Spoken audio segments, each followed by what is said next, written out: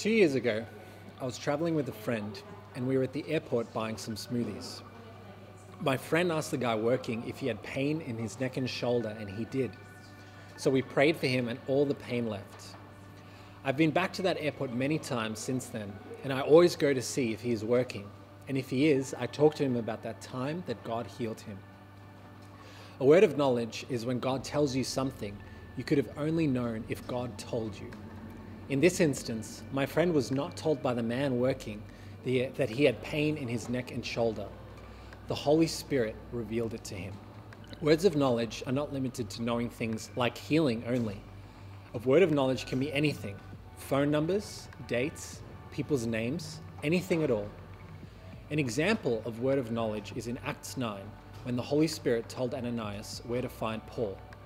This word included details that Paul was praying and that he was blind. This was revealed so that when Ananias would pray for Paul, his eyes would be healed. Words of knowledge are one of the gifts of the Spirit mentioned in 1 Corinthians chapter 12, verse 7 to 8, which says, "Now to each one, the manifestation of the Spirit is given for the common good. To one there is given through the Spirit a message of wisdom, to another a message of knowledge by means of the same Spirit." How we use this gift is to stay in tune with the Holy Spirit when He speaks to us and ask us when He prompts and act when He prompts us to. My friend sensed that the worker had pain in his body, so he took a risk and asked if he had pain. Yes, he could have been wrong, and it may have been awkward for a few moments, but only after asking was it confirmed that it was God who spoke in that moment. Just in the same way as we read in Acts, Ananias responded with action when God showed him what to do. Everyone hears God differently, and there are many ways to hear God's voice. Hearing Him is like tuning into a radio signal. We need to make sure that we are on the right channel. In the same way, God may be wanting to speak to you. I wonder if you are tuning in to what He might be saying. Some of the ways we can hear God's voice include an impression, such as a feeling about someone or something, a picture, for example, a light or a place, a thought, such as a recurring thought that doesn't go away. When it comes to words of knowledge, for myself, I sometimes get a feeling of pain in a part of my body as a word of knowledge that someone needs healing there. One time, I was with some friends, and as we were walking, I felt a pinch in my knee.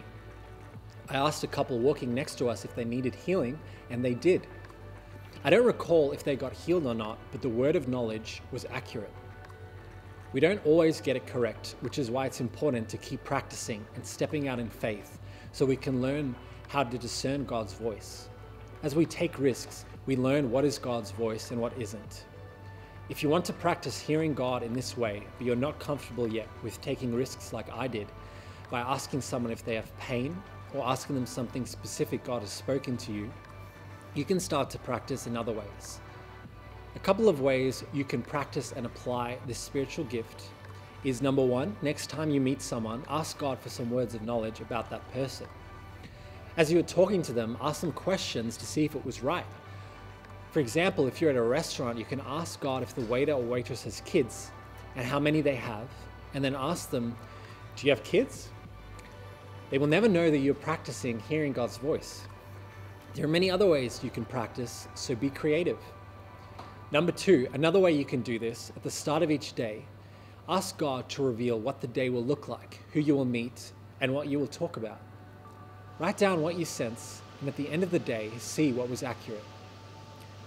As you grow in confidence, you may find that the things you wrote down may be indicators for you to be aware of throughout your day, so that if you encounter them, you can ask God how He wants you to act and demonstrate God's love in those situations. Remember, God's Spirit is in you. He speaks to you and desires to speak others through you.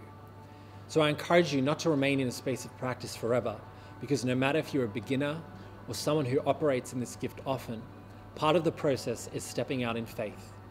We will never know if it was from God unless we act upon it, and if it is God, we may be part of another person having a God encounter. But always remember, don't be disheartened if He doesn't give you anything, because God only reveals what He wants to reveal. So if you don't get anything, that's okay too. So when an opportunity to act arrives, I suggest humbly approaching someone, introducing yourself and finding out their name. When it flows in the conversation, be bold and ask them if the word of knowledge you received is significant to them and see what they say. Remember to always point back to your source, that as a Christian you believe God is real, and how He in this moment was wanting to let them know how He loves them, sees them, and knows them. God may also prompt you to share another specific encouragement with them. The goal of this gift is not to personally impress someone, but for it to be an avenue to break down barriers so that they will be open to experience God's love. In John chapter 4, Jesus is talking to a woman and reveals to her that He knows all about her past. Through this, she realized that Jesus was the Messiah, and she told her whole community about Him. Let's take a risk and practice using this gift to spread God's love to the people around us.